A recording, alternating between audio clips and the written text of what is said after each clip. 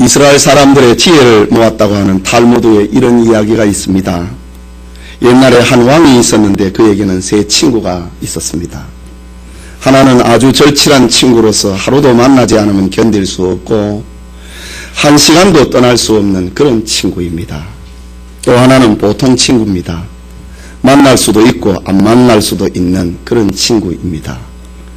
그리고 세 번째 친구는 먼 친구인데 1년에 한 번이나 만날까 어쩌다 생각나면은 만나는 그런 친구였습니다. 그러던 어느 날 왕이 세상을 떠났습니다. 죽은 다음에 보니까 그 절친했던 친구는 그 앞에 나타나지 않는 것입니다. 두 번째 친구는 와서 문간에 서서 울기만 합니다. 그런데 그렇게 친하지 않았던 먼 친구가 찾아와서는 자기와 미래를 향하는 내세의 길에 동행을 해주는 그런 친구였습니다. 여러분, 그 첫 번째 친구는 누구일까요? 그것은 여러분들이 가장 귀하게 여기는 돈이라고 하는 친구입니다. 돈은 아무리 우리가 친하게 여겨도 내가 세상을 떠날 때에 그는 나와 함께 하지 않습니다. 나를 외면합니다. 나를 돌아보지 않습니다. 문간에서 있었던 두 번째 친구는 가족이라고 하는 친구입니다.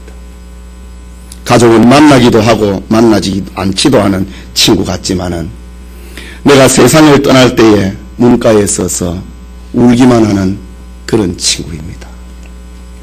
세 번째 친구는 믿음이라고 하는 친구입니다.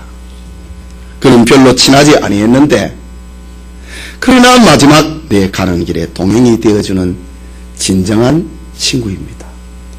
탈무드의 이 이야기는 진정 우리가 무엇을 귀하게 여겨야 하는지를 알려주고 있는 그런 말씀이기도 합니다. 여러분의 가장 친한 친구는 누구입니까? 여러분과 끝까지 동행하는 친구는 누구라고 생각을 하십니까? 오늘 우리는 성경에서 믿음으로 살았던 에녹이라고 하는 사람을 통하여서 하나님과 동행이라는 제목으로 하나님 말씀 받기 원합니다. 하나님과 동행한다.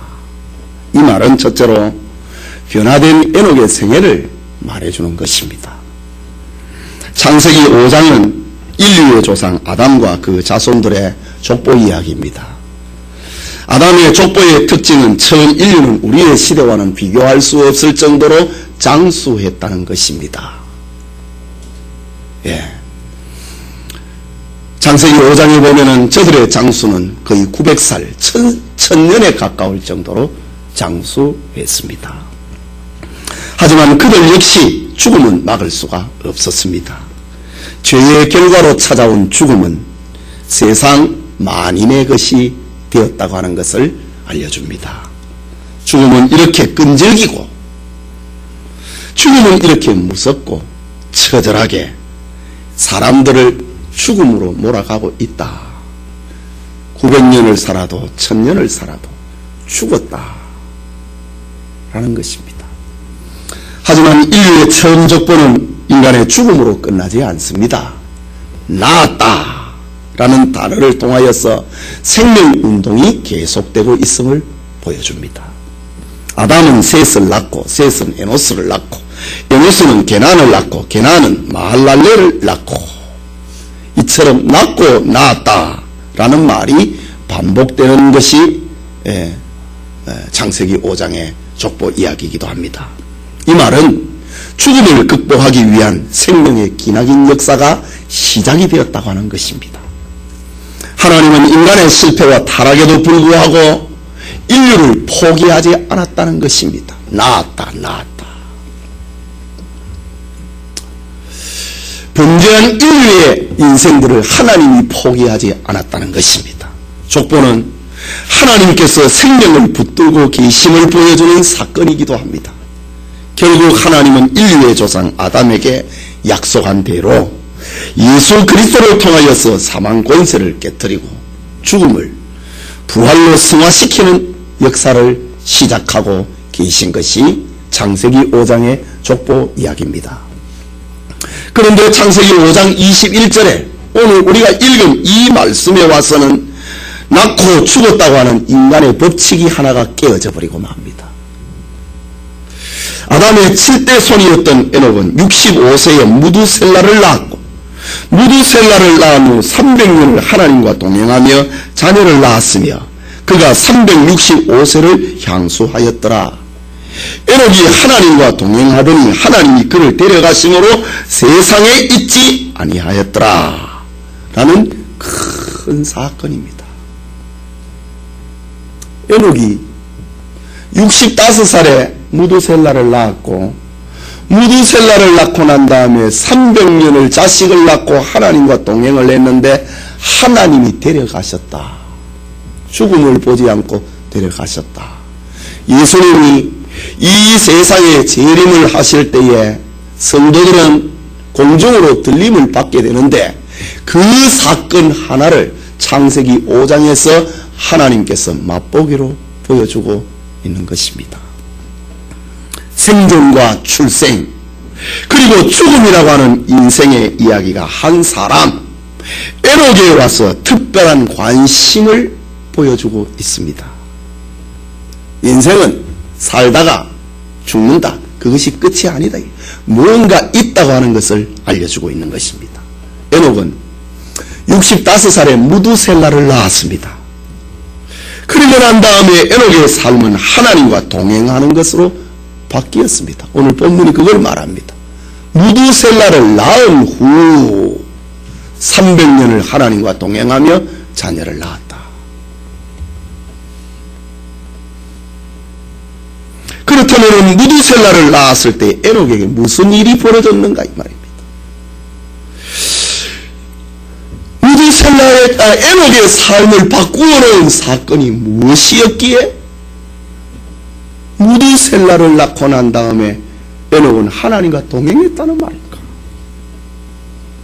무엇이 에녹을 하나님과 동행하는 삶으로 변화시켜 놓았는가? 무엇이 에녹의 삶을 하나님을 기쁘시게 하는 삶으로 바꾸어 놓았는가? 에녹이 그때 받았던 충격이 무엇이었길래 에녹이 무두셀라를 낳았을 때 어떤 은혜를 받았길래 그의 삶이 바뀌었는가? 그것입니다. 그것은 에녹이 낳은 아들 무두셀라라고 하는 이름 속에 담겨 있습니다. 무두셀라, 이 말은 죽음이라고 하는 히브리 말 무트라고 하는 말하고 샬라, 보낸다 라는 샬라라는 말이 결합이 되어 있는 합성어입니다. 이것은 분명 하나님의 계시임에 틀림이 없습니다. 무트 샬라. 아브라함이 100세에 아들을 낳았을 때 너무너무 기뻤습니다. 그 기쁨의 사건을 아들의 이름 웃음 이삭이라고 하는 이름을 지어가지고 그 기쁨을 표현했던 것입니다. 에녹은 65살에 아들을 낳았다. 그때에 큰 사건이 있었다는 겁니다. 하나님의 계시의 사건이 있었다는 겁니다. 죽음을 보낸다 라는 말입니다. 무투샬라, 이 말은 하나님이 세상에 죽음을 보낸다는 말입니다. 다르게 해석을 하면은 무두셀라가 죽을 때에 세상에 죽음의 심판이 임한다는 그런 계시를 에녹이 받은 것입니다.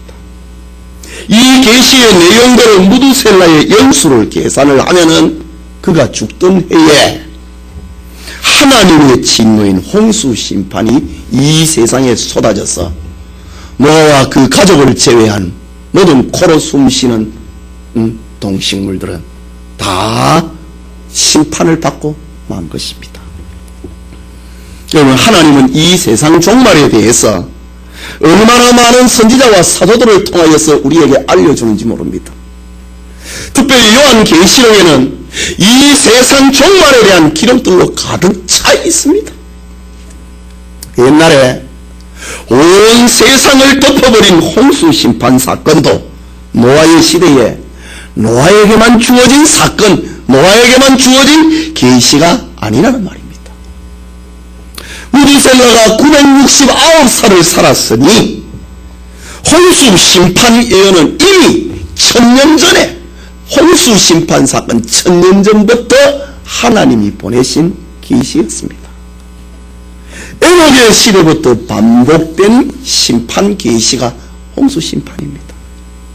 에녹은 무두셀라를 낳았을 때에 하나님으로부터 세상 심판의 계시를 받은 것입니다. 그래서 아들의 이름을 무투셀라라고 지었습니다.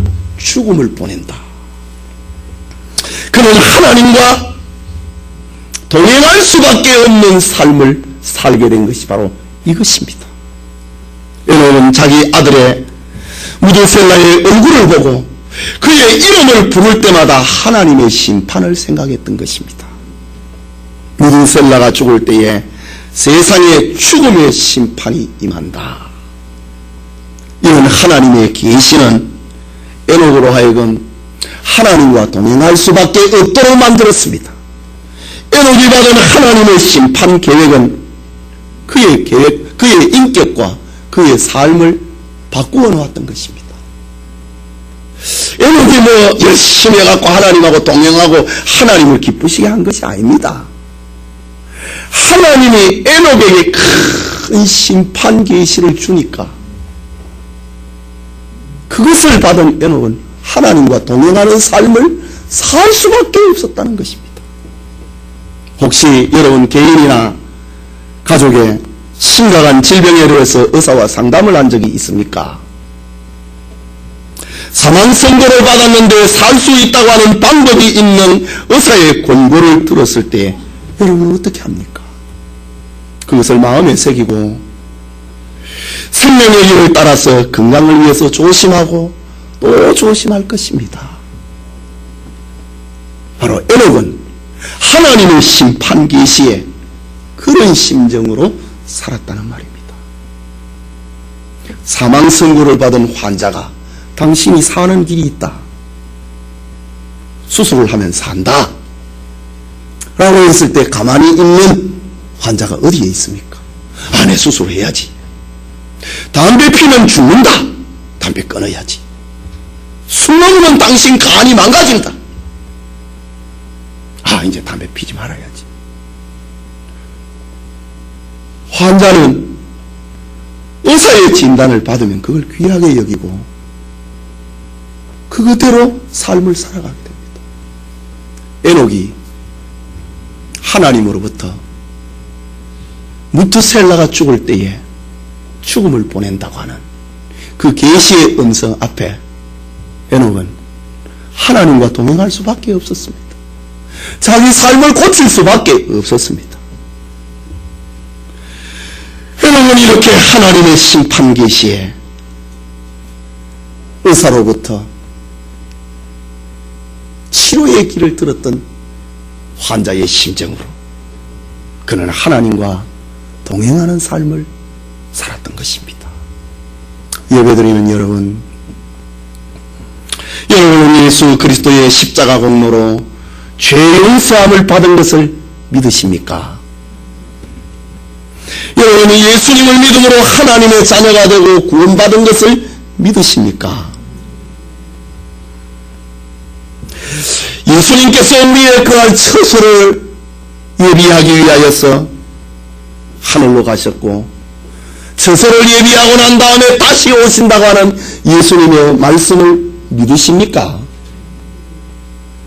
신구약 성경 66권 정확무한 하나님의 말씀이고 우리의 신앙과 행위의 유일의 법칙임을 믿으십니까? 그렇다면 여러분은 에녹처럼 하나님과 동행하는 삶을 살고 있는지를 돌아보시기 바랍니다. 여러분이 받은 종말 계시와 지식이 단순한 알무로 그친다면 그것은 여러분의 삶을 바꾸지 못할 것입니다. 단순한 지식으로 그치면 그것은 여러분의 삶을 절대로 바꾸지 않을 것입니다. 그러나 에녹처럼 종말에 대한 분명한 확신이 있다면 그것은 여러분의 삶을 에녹처럼 바꾸어 놓고야 할 것입니다. 심각한 질병에 걸린 환자에게 살 수 있다고 하는 권고는 단순한 지식이 될 수가 없습니다.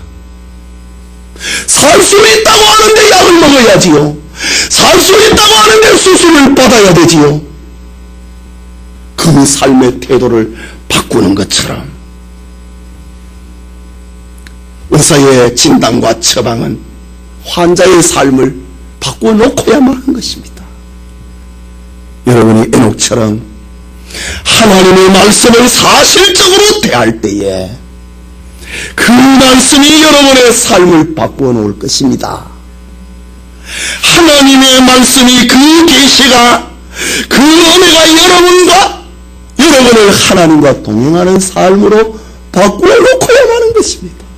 여러분, 신앙생활을 하는 것은 내가 뭘 어떻게 하는 게 아닙니다. 하나님의 큰 계시의 음성을 내가 들었다 이거죠. 내가 보았다, 내가 읽었다 이거죠. 그것이 충격으로 다가오면은 에녹처럼 삶을 바꾸게 되는 겁니다. 내가 뭘 어떻게 하는 게 아닙니다. 네. 저기 앞에 자동차 운전을 하는 도로에 큰 어떤 위험이라고 하는 표지판이 있으면은요, 거기를 향하여서 질주하는 사람은 없습니다. 거기에 가게 되면 조심하게 되고 브레이크를 잡게 되고 우회를 하게 되고 마련입니다. 하나님의 심판 계시는 에녹의 삶을 바꾸어 놓았습니다. 그걸 바꾸지 않은 사람은 노아 시대에 다 심판받아서 죽은 것입니다. 하나님의 말씀에 대한 확신이, 말씀에 대한 확신, 예수님이 다시 오신다고 하는 이 확신이 여러분의 삶을 바꾸어 놓기를 소원합니다. 그게 둘째로 하나님과 동행, 이 말은 에녹이 가진 그 믿음의 내용을 말하는 겁니다. 창세기 5장 22절에 무드셀라를 낳은 후 사건이 벌어졌습니다. 300년을 하나님과 동행하며 자녀를 낳았으며 그 전의 삶에 대해서는 기록의 가치가 없었습니다. 그러나 무드셀라를 낳고 난 다음에 그의 삶은 기록의 가치가 있었습니다. 하나님과 동행했다. 24절에 에녹이 하나님과 동행하더니 하나님이 그를 데려가심으로 세상에 있지 아니하였더라. 기록의 가치가 있는 것이, 낳고 죽었다, 낳고 살고 죽었다고 하는 이 족보 계시 앞에 다른 것이 있다 이거지. 히브리서 11장에는 이 본문의 사건을 다시 기록을 하고 있는데, 믿음으로 에녹은 죽음을 보지 않고 옮기었으니, 믿음으로 에녹은 뭘 믿었단 말입니까? 하나님의 심판 계시를 믿었다는 말입니다. 믿음으로 에녹은 죽음을 보지 않고 옮기었으니 하나님이 저를 옮기심으로 다시 보이지 아니하니라. 저는 옮기기 전에 하나님을 기쁘시게 하는 자라 하는 증거를 받았느니라. 하나님이 심판한다고 하는 그 심판의 메시지가 에녹의 삶을 지배하고 그의 삶을 충격으로 다가왔습니다. 그러니 하나님 기쁘게 하고 살아야지, 그 삶을 나타냈다 이 말입니다. 에녹이 살던 시대는 홍수 심판 전이었기 때문에 인구가 많았습니다. 각종 공업과 축산업과 예술과 문화를 발달시켰습니다. 물질문명의 영향으로 사회는 부패하고 죄악은 충만했습니다. 일부 일체의 경건한 가정윤리는 깨어졌습니다. 강도와 살인을 부끄럽게 여기지 아니하고 양심이 묻어진 세대였습니다. 사람들은 창조주와 거룩하신 하나님의 이름을 더럽히고 영광을 하나님께 돌리기를 거절했습니다. 사람들은 자신을 신격과 은혜와 금수와 부르지 형상의 우상으로 바꾸어 놓았습니다. 만사를 정욕으로 살았고 성도덕이 문란하였습니다. 이런 시대의 에녹이 하나님으로부터 은혜를 받았다. 에녹이 받은 은혜가 무엇입니까? 무드셀라가 죽을 때에 세상에 죽음이 임한다고 하는 계시입니다. 그 하나님의 계시가 그의 삶을 바꾸어 놓았습니다. 그 결과 그는 하나님과 동행하는 삶을 살게 되었습니다. 여기 동행이라고 하는 히브리 말은 할라크라고 하는 말인데, 원래 본문에는 좀 더 강하게 히트 할라크, 강조 제기 형태입니다. 이 말은 자기의 생각을 죽였다, 자기 경험을 죽였다, 자기 삶의 철학을 죽이고 하나님의 뜻을 따라갔다. 이것이 동행이라고 하는 말입니다. 자, 세상에 죽음을 보낸다고 하는 하나님의 계시의 음성 앞에 에녹이 살려고 하니까 어때야 됩니까? 자기 생각을 죽였다, 자기 경험을 죽였다, 자기 삶의 철학을 죽이고 하나님의 뜻을 따라갔다. 계시의 음성 앞에 반응인 것입니다. 여러분, 세상의 부패와 타락에도 불구하고 하나님과 동행하는 삶을 살았습니다. 하나님의 음성을 귀하게 여겼다 이 말입니다. 세상 환경은 무서운 힘을 가지고 사람을 지배하여 왔는데 에녹은 하나님과 동행하는 삶을 살게 되었다. 하나님의 음성을 사실적으로 그렇게 받아들였다라는 말입니다. 여러분, 에녹은 우리와 똑같은 육정을 가지고 있는 사람입니다. 그는 모든 인류와 같이 아담의 죄 아래 함께 놓여 있는 사람입니다.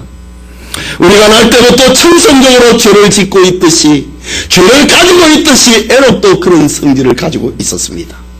우리 모두가 그랬던 것처럼 그도 모든 생활을 낳기 전까지는 길을 잃어버리고 살았습니다.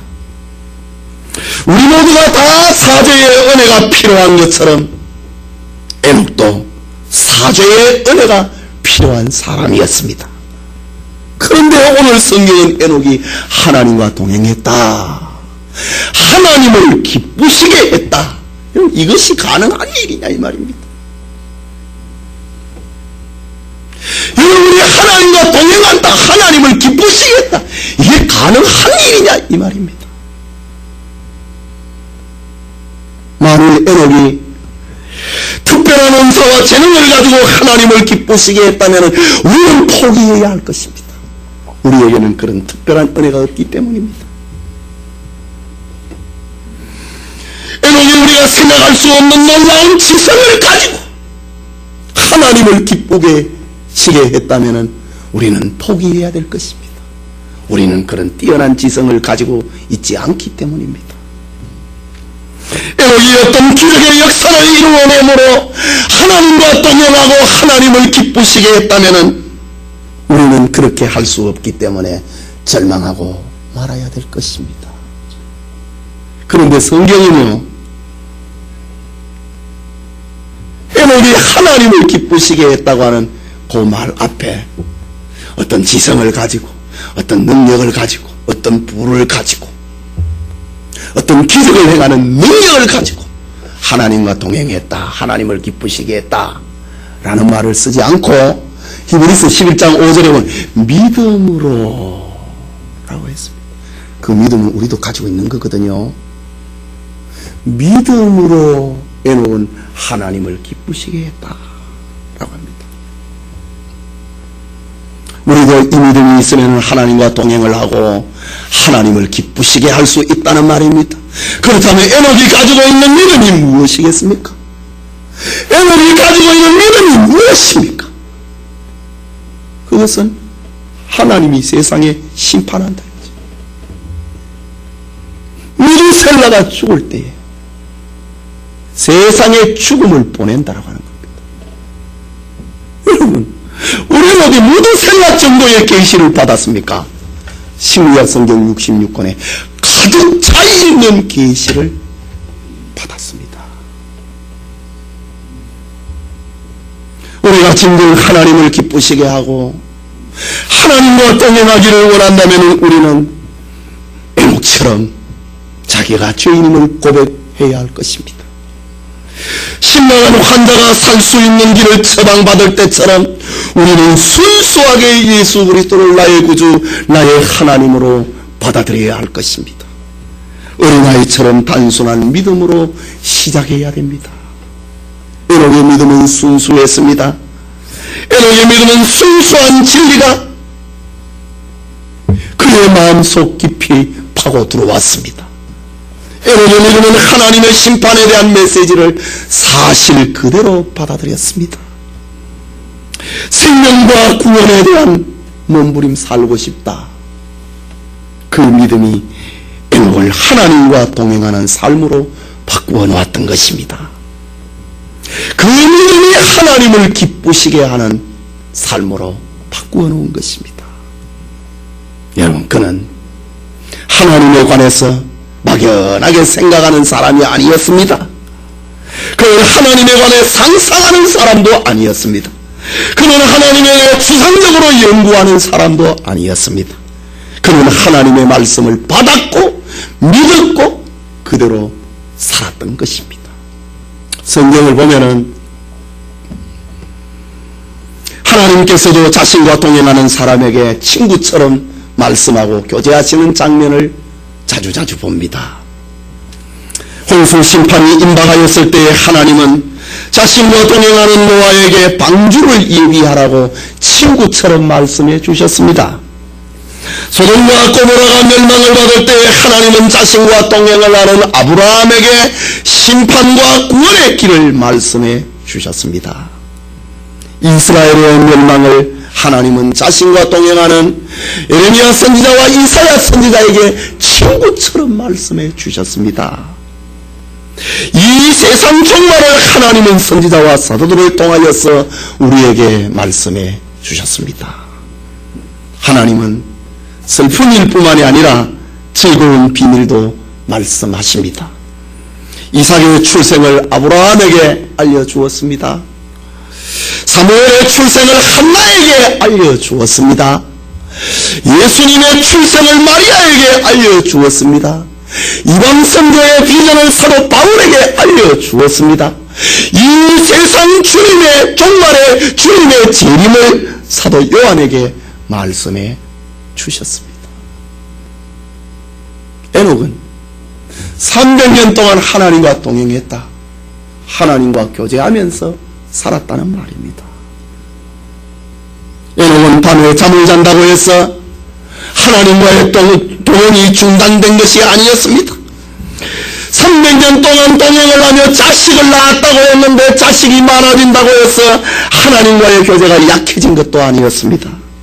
낮에 일거리가 많다고 해서 하나님과의 교제가 위태로워지지 아니했습니다. 그의 믿음과 교제는 꾸준했습니다. 300년을 하나님과 동행했다. 여러분, 사람들은 어떤 사람과 동행을 할 때 실증을 느끼기도 하고 친구를 한번 바꿔보았으면 하는 그런 생각이 들 때가 있습니다. 이런 극단적인 가정의 사건을 가리켜서 이혼이라고 하지 않습니까? 그러나 에녹은 하나님과 300년을 동행했습니다.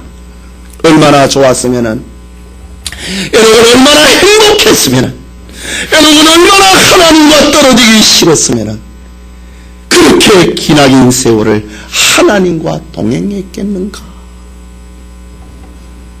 결국 에녹은 죽음을 보지 않고 하나님이 계신 천국으로 걸어서 들어간 첫 번째 사람이 되었던 것입니다. 에녹의 믿음은 우리에게 이것을 알려주고 있다. 하나님으로부터 심판 계시를 받았을 때에 에녹은 자기 생각, 자기 경험, 자기 삶의 철학을 죽였다. 왜? 하나님이 하신 일이 너무 크고 너무 위대한 일이었기 때문에 그렇습니다. 우리가 사도행전을 보면 사도 바울의 철인적인 그의 삶을 우리가 봅니다. 1차, 2차, 3차, 4차, 5차 죽음에 이르기까지 저 로마의 아피아 가도에서 목이 잘려서 죽임을 당하는 그 순간까지 바울은 과연 우리 기독 신자들에게 철인과 같은 그런 인물처럼 보입니다. 그러나 바울은요, 우리와 똑같은 사람이었습니다. 그러나 바울이 주님으로부터 받은 은혜가 너무 컸기 때문에, 주님으로부터 받은 은혜가 너무 위대했기 때문에 그의 전 삶을 지배했던 것입니다. 목숨을 내놓아도 아깝지 않은 그런 은혜를 체험했기 때문입니다. 오늘 성경에 등장하는 에녹도 역시 마찬가지입니다. 무투셀라가 죽을 때에 세상을 심판한다. 이런 하나님의 계시 앞에 아들의 이름을 무두셀라라고 짓고 그의 삶을 고쳤다고 하는 겁니다. 하나님과 동행했다고 하는 겁니다. 하나님으로부터 받은 은혜가 얼마나 컸으면 그의 남은 전생애가 하나님을 기쁘시게 하는 자라, 그것을 나타내는 삶을 살았다라는 것입니다. 지금도 성경은 우리에게 말씀하십니다. 히브리서 9장 27절에 한 번 죽는 것은 사람에게 정한 것이요 그 후에는 심판이 있다. 여러분, 이 말씀을 얼마나 심각하게 받아들입니까? 요한계시록 22장 12절에 보라, 내가 속히 오리니 내가 줄 상이 내게 있어 각 사람에게 일한 대로 갚아 주리라. 이 말씀을 여러분 어떻게 받아들이고 있느냐 이거지요? 단순한 알면요, 당신 죽을 병 걸렸어, 그 알면요 나를 살리지 못합니다. 그럼 어쩌면 좋습니까? 수술을 하든지 약을 먹든지 해야 됩니다. 예, 그렇게 하겠습니다. 그게 그 사람을 살리는 겁니다. 이런 하나님의 말씀 앞에 여러분은 어떤 자세로 대하고 있느냐 이 말입니다. 에녹처럼 하나님을 기쁘시게 하는 믿음의 삶으로 나타나기를 소원합니다. 성도 여러분, 탈무드에 이런 이야기가 하나 더 있습니다. 밤에 말을 타고 사막을 여행하던 사람에게 낯선 나그네 한 사람이 나타났습니다. 그 나그네는 그에게 얼마 가지 아니해서 마른 시내 하나를 건너게 될 것이라고 들려주었습니다. 그는 이어서 또 말을 하기를, 당신이 그곳에 도착하거든 말에서 내려서 시내에 있는, 마른 시내에 있는 자갈을 주어서 당신이 가진 자루와 호주머니에 채우라고 했습니다. 그리고 계속해서 여행을 가다가 해가 뜨면은 당신이 주운 자갈을 살펴보라. 당신은 기뻐하며 한편으로는 애석해 할 것이다 라는 말을 들려주었습니다. 나그네의 말처럼 그 말을 타고 사막을 여행하는 중에 말라버린 시내를 만났습니다. 그는 호기심으로 여기저기에 흩어져 있는 자갈 몇 개를 주워가지고 호주머니 속에 넣었습니다. 그리고 다음날 해가 뜰 무렵에 주워온 자갈을 살펴보았습니다. 그때 그는 깜짝 놀랐습니다. 그 자갈들은 다이아몬드요, 에메랄드요, 루비 등 온갖 보석으로 바뀌어져 있었기 때문입니다. 사막에서 만났던 나그네의 말을 떠올린 그는 그 말을 그제야 이해를 합니다. 그가 주워온 자갈들이 보석으로 변해 있었기 때문에 너무 기뻤습니다. 그러나 더 많이 주워오지 못한 것에 대해서 애석해 했습니다. 왜 자루에 채우지를 못했을까? 호주머니에만 몇 개 넣었을까? 애석해 했습니다. 여러분, 우리 그리스도인의 삶도 이와 같은 것입니다.